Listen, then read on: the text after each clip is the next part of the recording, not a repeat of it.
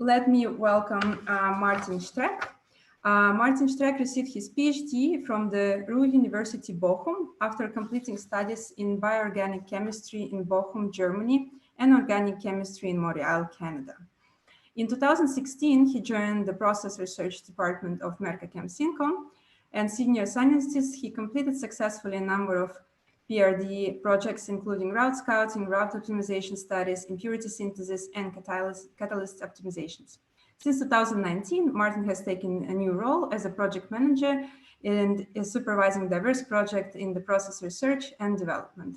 So Martin, I will give the stage to you. So please welcome Martin. So I hope you can see and hear me now. Welcome everyone today. And by now you should also be able to see my screen. So thank you, Christina, for the kind introduction. And today in my presentation, I would like to speak about first a kilogram scale manufacturing for new active pharmaceutical ingredients. And so first, I would like to give a bit of a background of the overall API development program, and then I will go into more detail of the role of first upscales and first kilogram scale campaigns within the whole program of an API development. So as you can see here on this first slide, API development, we can divide this into 5 different phases. So we have on the top of the slide, the hit finding, the hit to lead phase, a lead optimization phase, preclinical development and clinical development. And we can part these 5 phases into 2 different groups. So in the first 3 stages, so up to the lead optimization stage, we usually work with several compounds, and we have to make compounds up to a scale of maybe sometimes it's only milligram for small library compounds, or we can even go up to several hundred grams.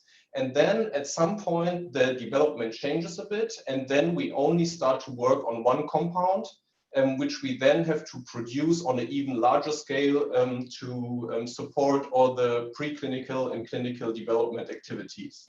And in the early stages, we use medicinal chemistry tools. We can use parallel chemistry tools, for example, library syntheses, and in general, all synthetic chemistry that's available.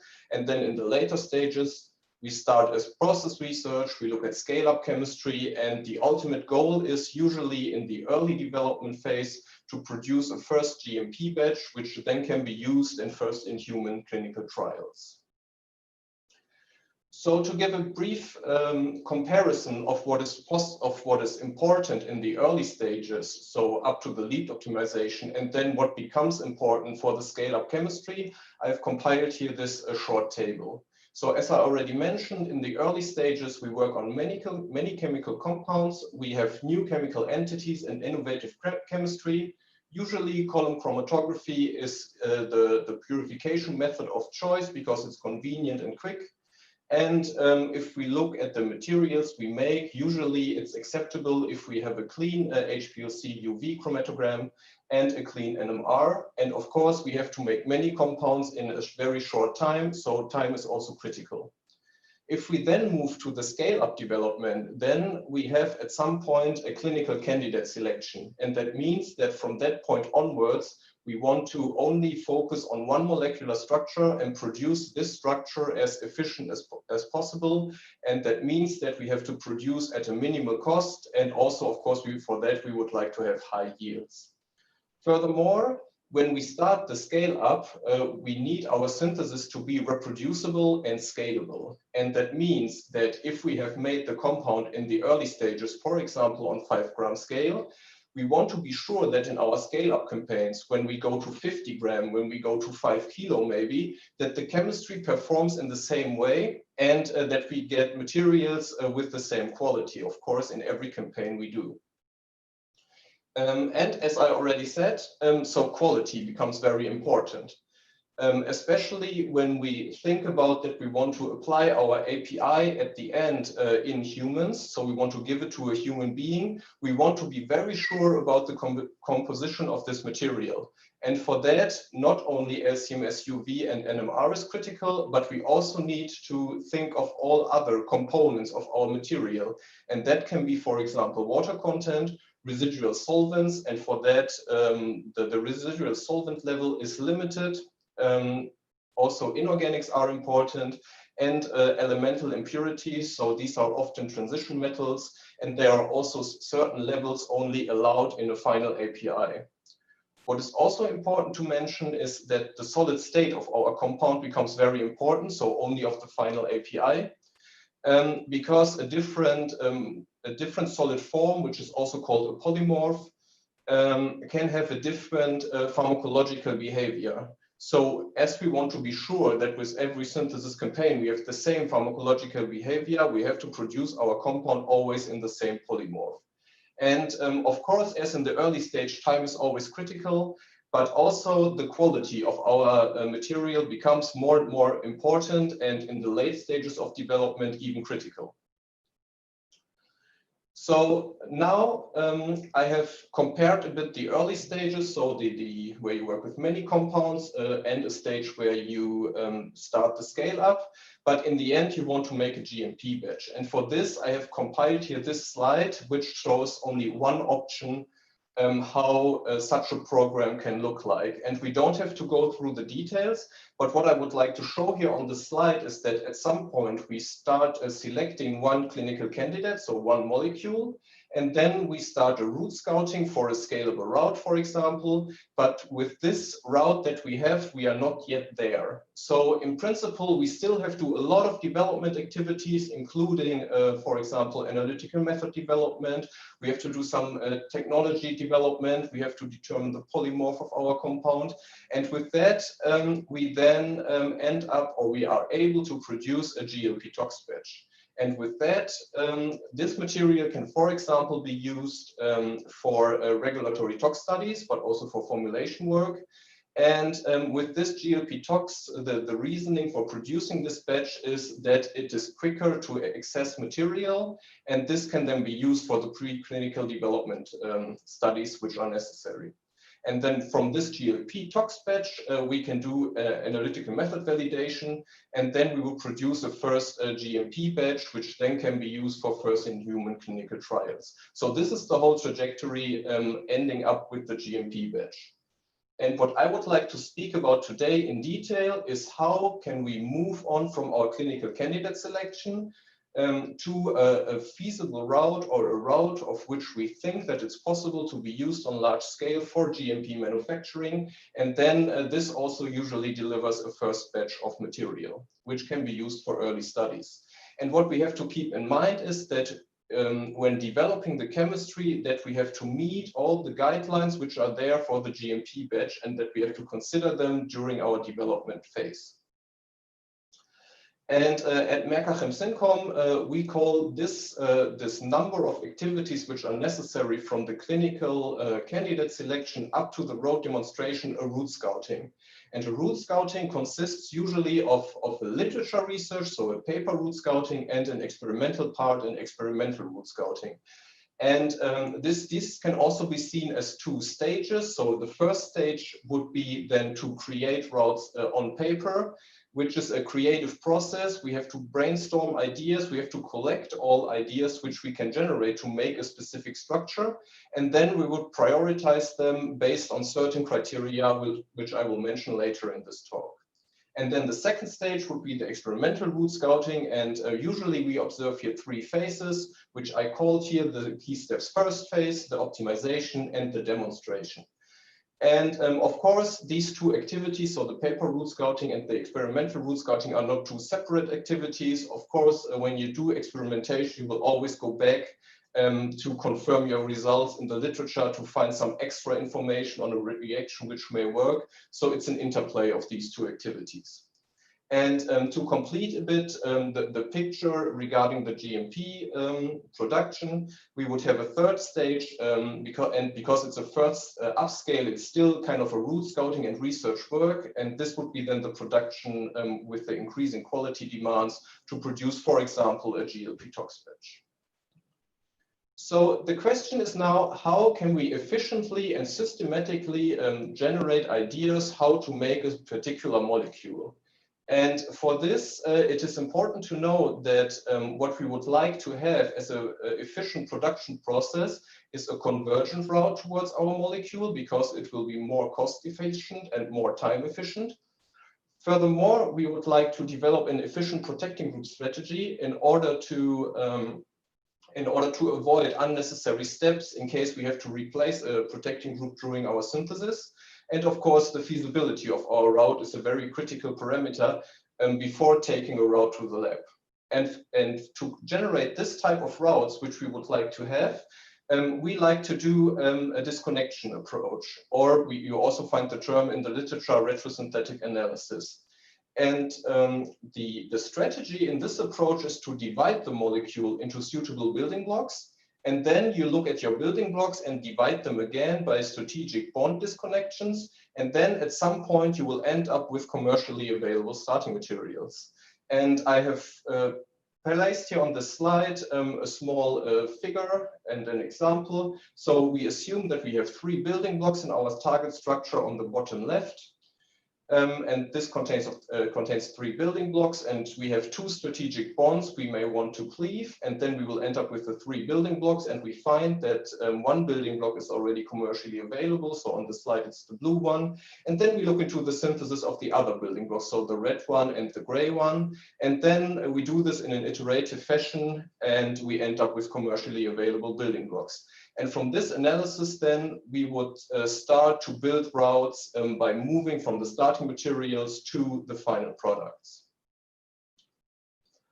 Of course, when we break a bond, we already need to know how in our synthesis we can, in the lab, form the bond. And for this, we really have to go into the literature. We really have to use all our organic chemistry knowledge to collect the ideas how to make specific bonds, because we cannot change our structure anymore. So the only way how to optimize the chemistry is by applying, for example, different chemistries, or optimizing the chemistry by varying the reaction parameters.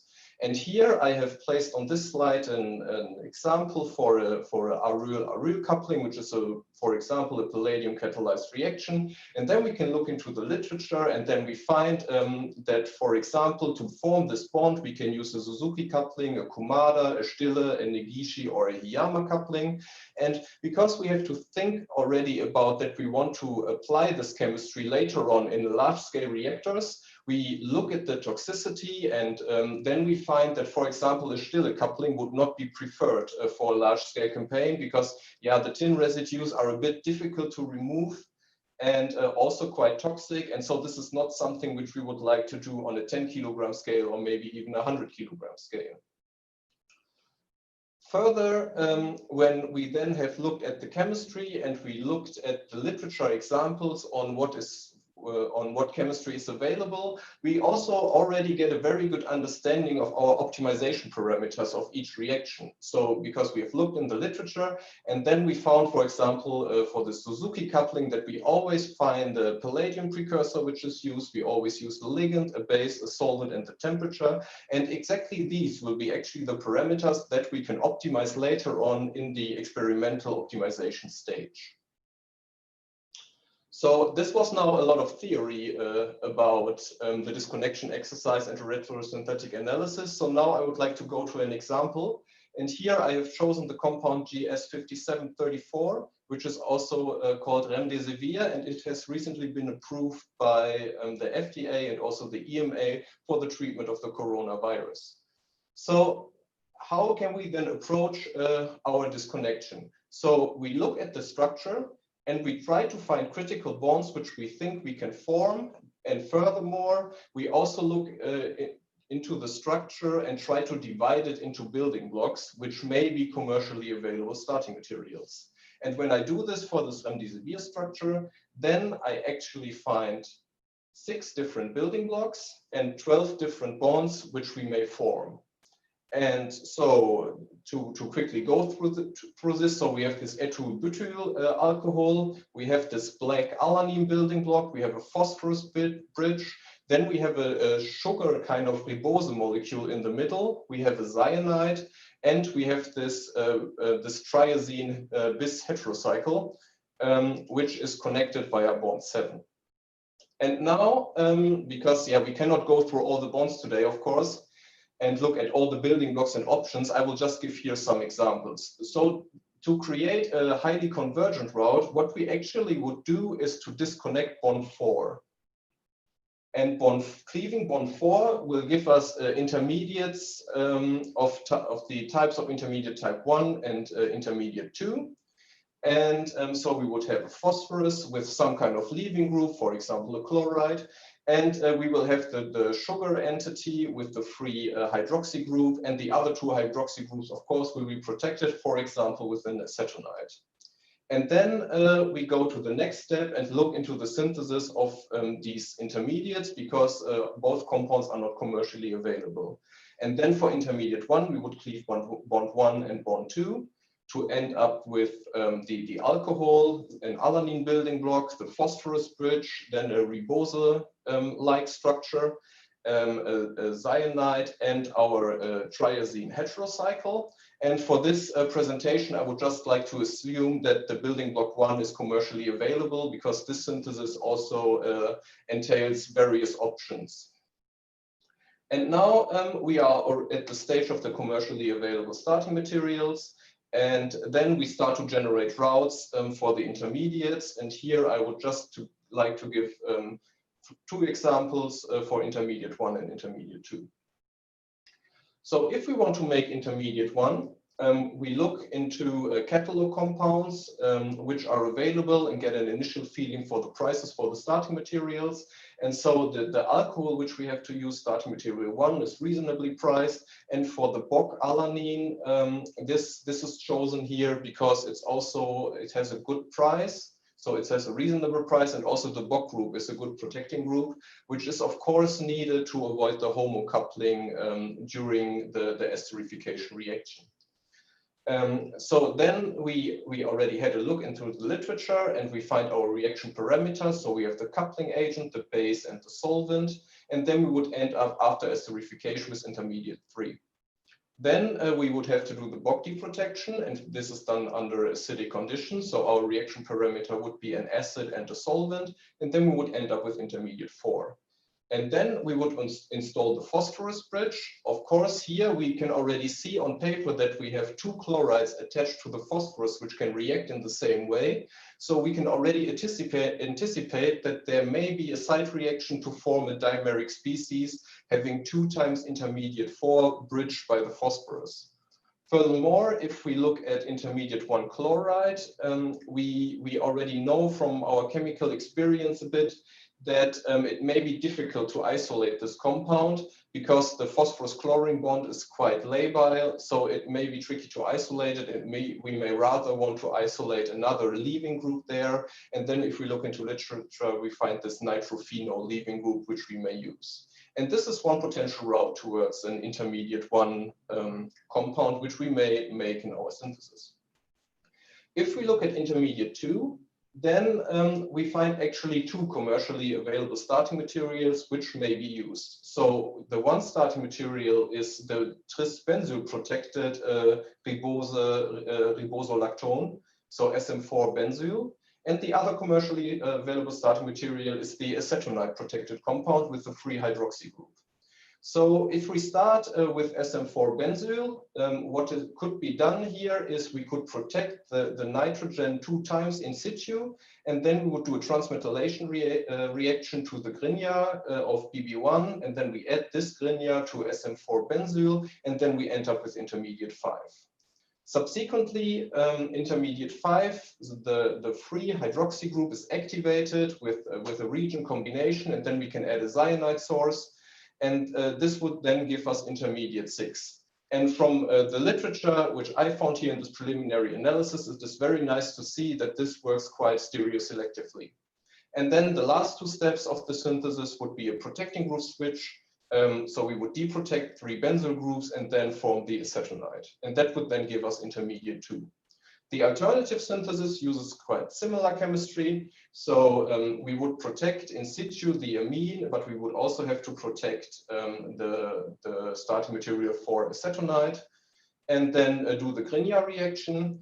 But then we would only have to introduce our cyanide group and deprotect the primary alcohol to end up with intermediate 2. So this means that we would only need 3 steps. And this would then give already an indication that maybe the bottom route is preferred because it has less steps. However, it has the way more expensive starting material. And then we actually have to go through the synthesis and evaluate if the 1 step less can actually compensate the higher cost of the starting material. So this was just one example of a retrosynthetic analysis, and to conclude a bit on this subtopic here, I would like to give some pros and cons on this approach.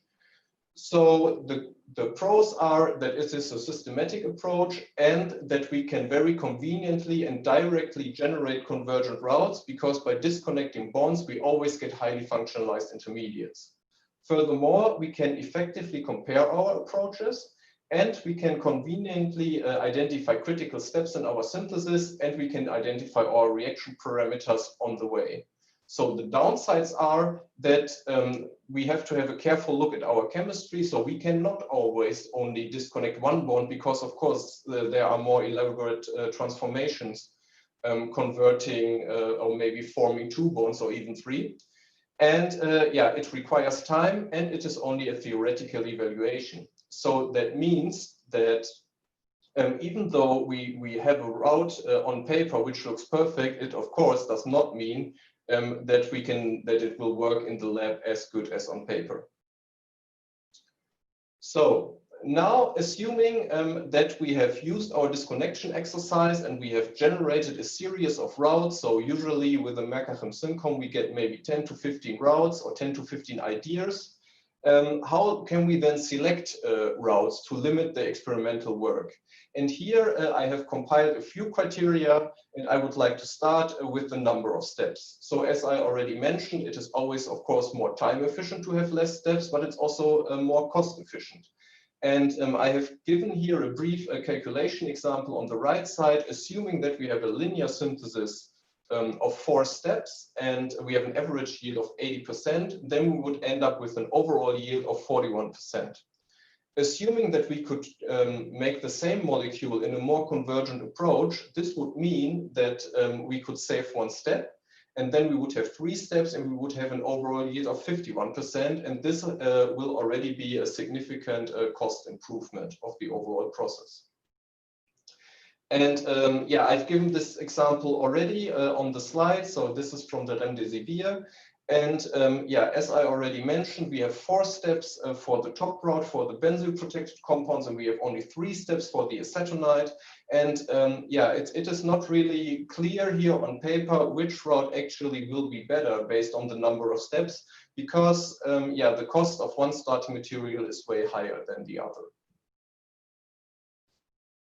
Another very important criterion how to select routes is related to the starting materials, the reagents, and the solvents. So of course, the cost is critical, as for example, for these 2 ribose structures, and also the availability of the starting materials. So what is important to notice or to realize is that you would like to have starting materials which are abundantly available, and that means that there are many suppliers and that you have a quick access to your compound. In contrast to that, you can imagine that you only have 1 supplier for your compound, and for example, this supplier may decide to discontinue the production of, for example, a catalyst or a starting material, and that will of course give you a significant delay, because yeah, you will have to find a new supplier, or maybe you have to find a contract manufacturing organization who makes this compound. So it will add up to the time and also the cost. Also important to know is that as soon as you want to order kilogram scale quantities of compounds, Usually the compounds will have a lead time. So it's not that you can order them on one day and then within a week you have your compound. So you have to consider that for your planning.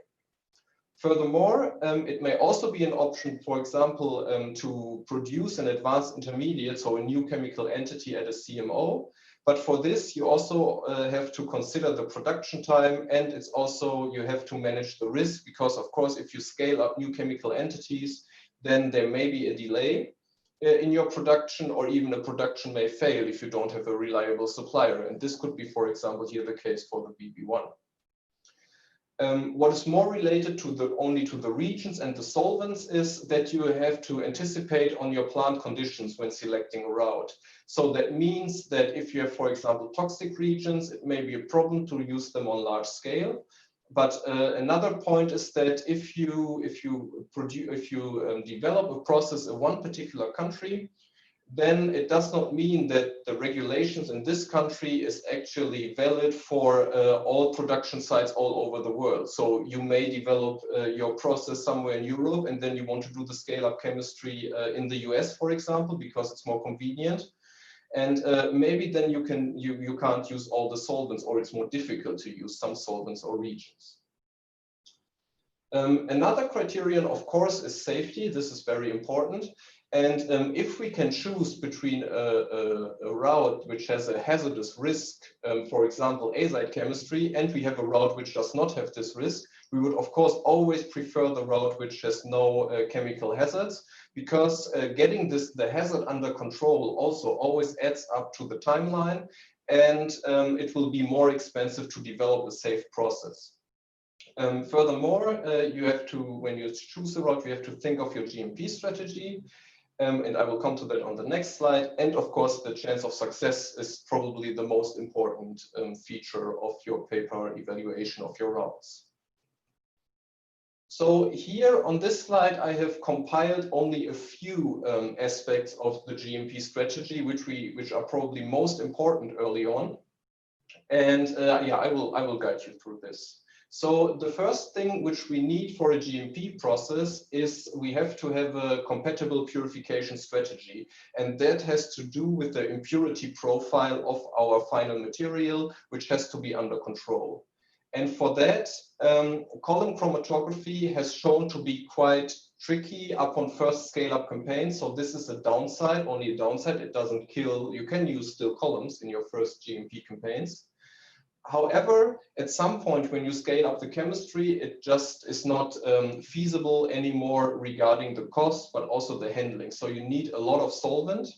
But also if you imagine that you want to make 10 kilo and you use 10 weight equivalents of silica, you will end up with 100 kilo of silica. And then, yeah, this just adds up, and it will be very time consuming to do that on large scale. Furthermore, it is important to know that only the final steps of your synthesis are GMP steps, and this is related to the GMP strategy, which is different for every molecule. You have to anticipate potential mutagenic impurities and also product-related impurities, because they are very much regulated in your final API. And you have to assess your order of steps regarding reagent residues. As I mentioned already in the beginning, there are certain levels of solvents and also reagent residues, for example, transition metals allowed in your final API. And to be sure that these impurities are purged efficiently, we would like to use a critical, or let's say a toxic compound or reagent or catalyst early in the synthesis in order to be sure that it is purged efficiently. So now we have completed our paper route scouting in the beginning. So we have compiled a list of routes. We have made priorities of routes which we would like to test in the laboratory. And now we can go to the lab. And usually we observe here for this first experimental route scouting 3 phases, which I called the key steps first, optimization, and demonstration. And the goal of this overall route scouting is to select the best scalable route based on experimental results. And the reason is to minimize the risk of later scale-up campaigns by generating a high level of control over your chemistry, which will also give you a high chance of success of your scale-up campaigns. So in the first phase, which is called key steps first, we would like to investigate the key steps of our route as quick as possible, because it does not make sense to optimize maybe step 1 and 2 of your route in detail. And then we find out that step 3, which already looks difficult on paper, fails, and then all the optimization work was useless. So, and to identify the difficult steps, we can use our paper route scouting. So maybe we have found already some difficult chemistry or a low yielding step.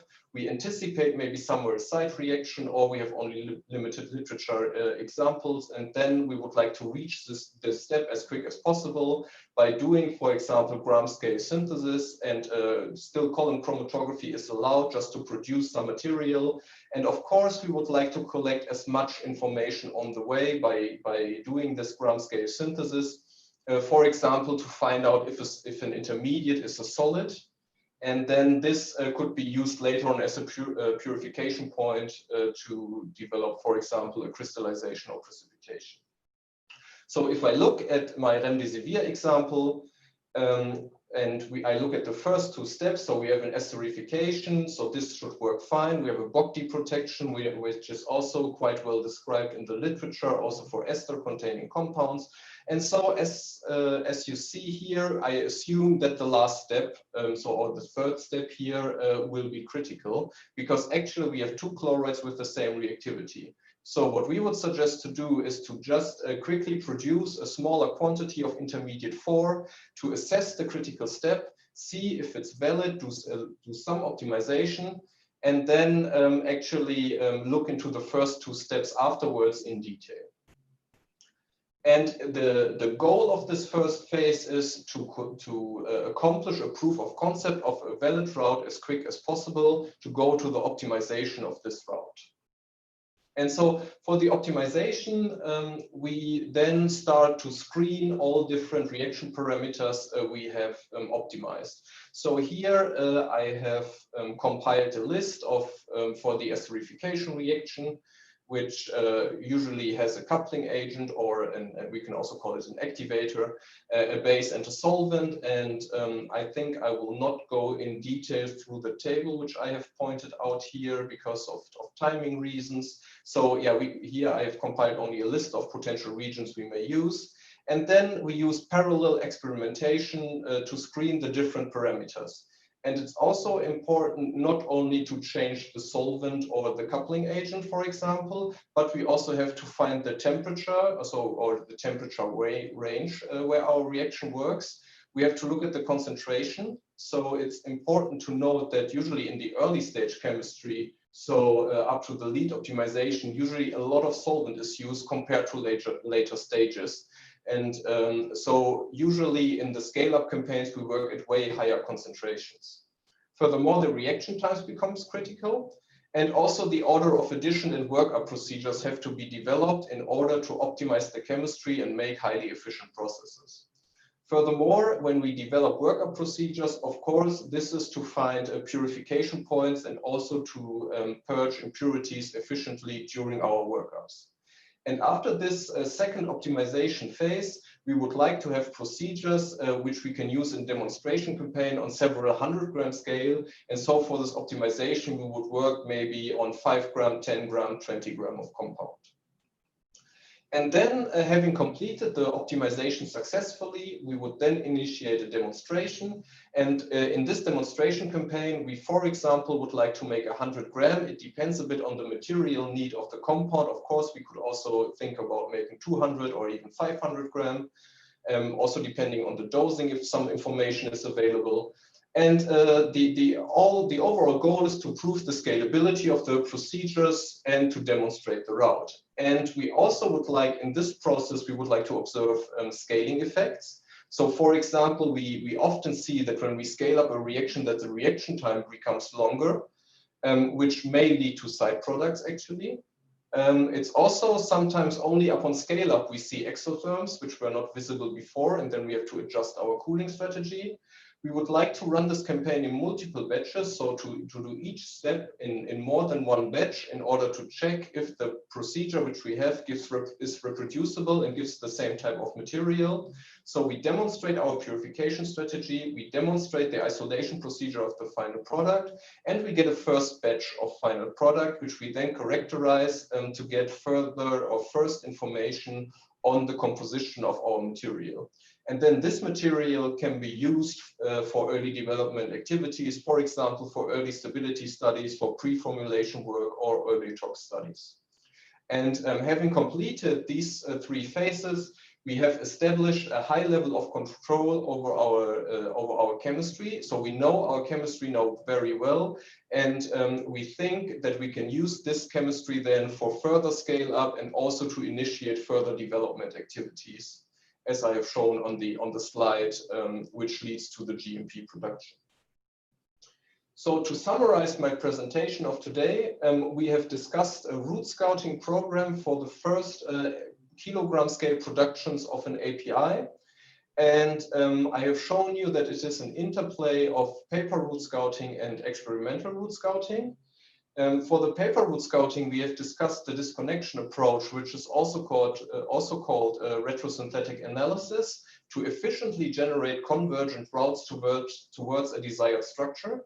We have discussed route selection criteria, which are the number of steps, which are related to considerations regarding starting materials, reagents, and solvents.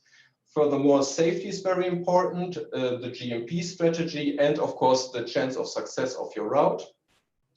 Furthermore, we have discussed the experimental route scouting, which usually consists of three phases. So these are usually phase one is the key steps first, the optimization, and at last the demonstration of a suitable route which can be used for scale up. And furthermore, I have given a little bit of context regarding the further steps of this chemistry, so further upscale towards a GLP tox batch, and ultimately the preparation of a GMP batch. And with that, I would like to thank you for your kind attention, and I will be happy to answer any question which may occur.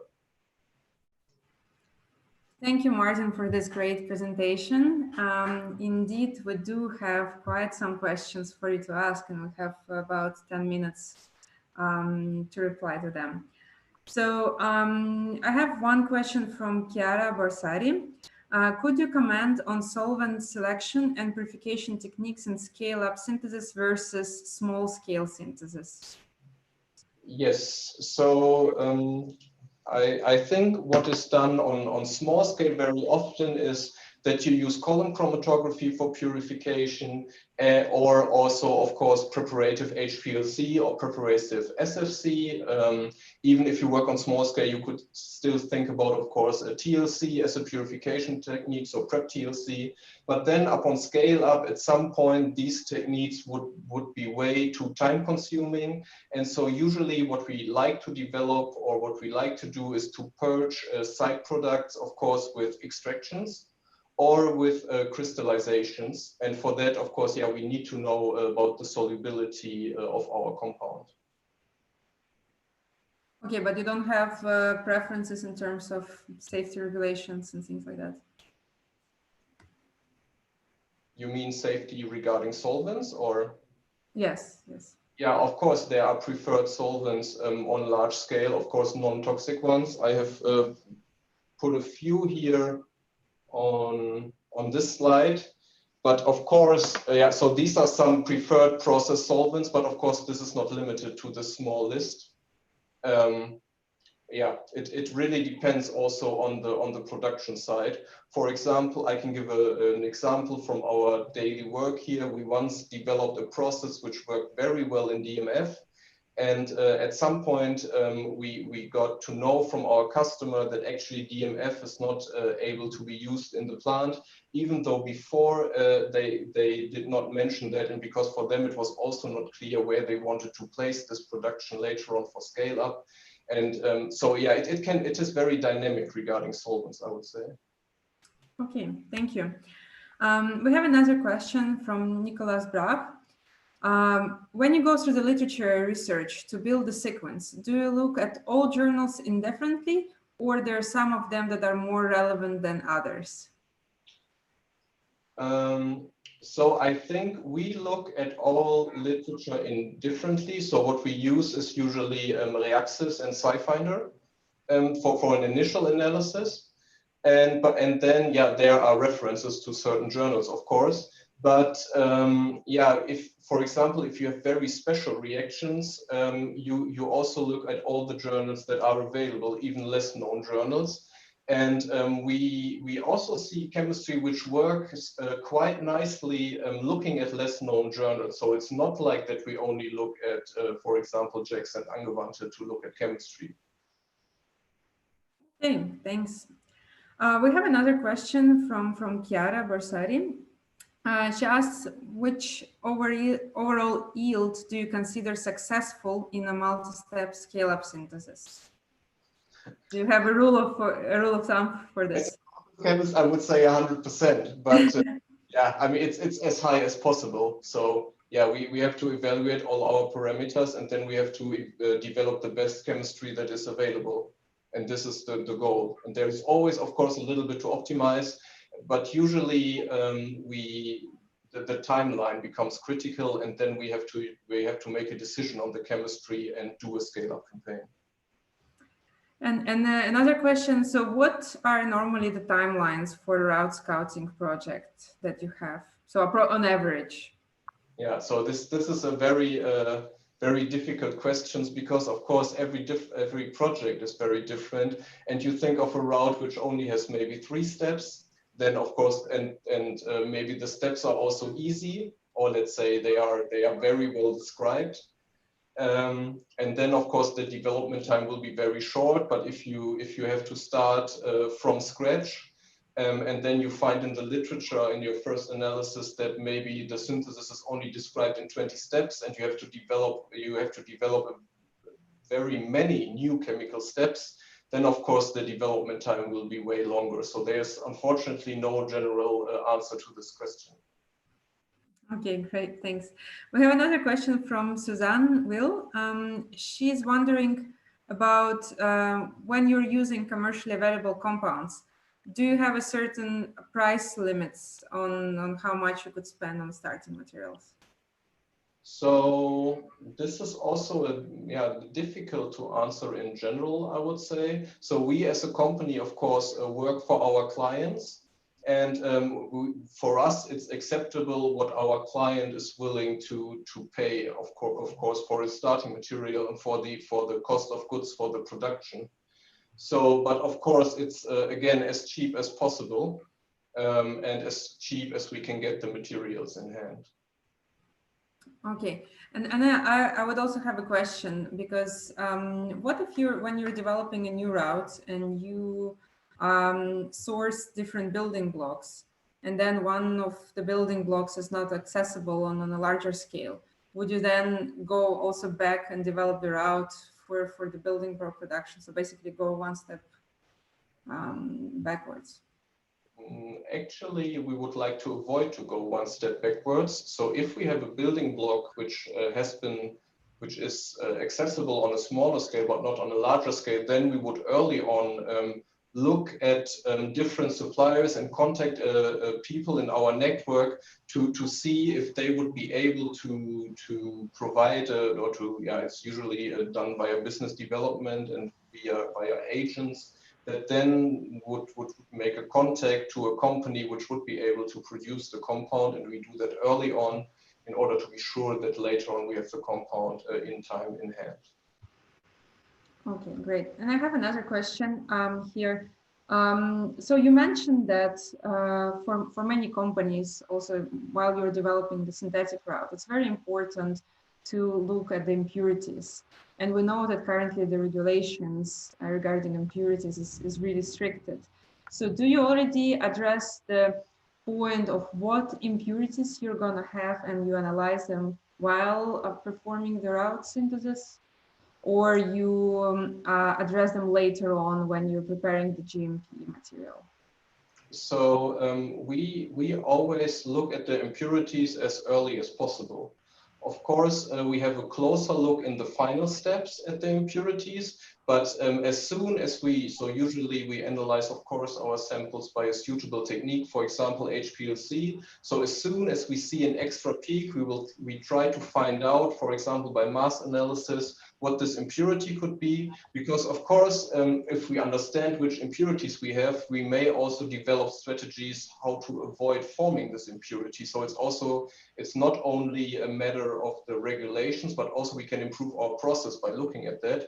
And so this is something which is usually done, I would say, on the way. Okay, but sometimes we've seen also some projects when the impurities are in fact even more complicated than some of the compounds. So what do you do in this case? Or you kind of try to address this question later on? What do you mean by they are more difficult than the compound? So sometimes in the pharmaceutical industry, a lot of people, especially in big pharma, they have problems that they sometimes can't even identify what are the impurities during the large scale up, because something what you do on a small scale, maybe you don't even see some impurities. And then there is a big question of how do you characterize those impurities? Yeah, so this is a bit dependent for us, it's a bit dependent on what our client would like us to do. Mm-hmm. So of course, we look into the impurities as good as possible, but for example, some of our clients may decide to have a look at this later on, and then we would not look into that into detail. But if we have the time to look into this in detail, then we would also do it, or we recommend to do this even in the early stage of the development. Because it's good to have all the information as early as possible to have less problems in the later stages. Well, yeah, let's hope that there will be a lot of projects in the future without such problems. Yeah. Thank you so much, Martin, for this great presentation and an overview on route scouting. I think that's really interesting for a lot of young scientists to understand how the process chemistry introduction works. And thank you very much for all your questions and answers.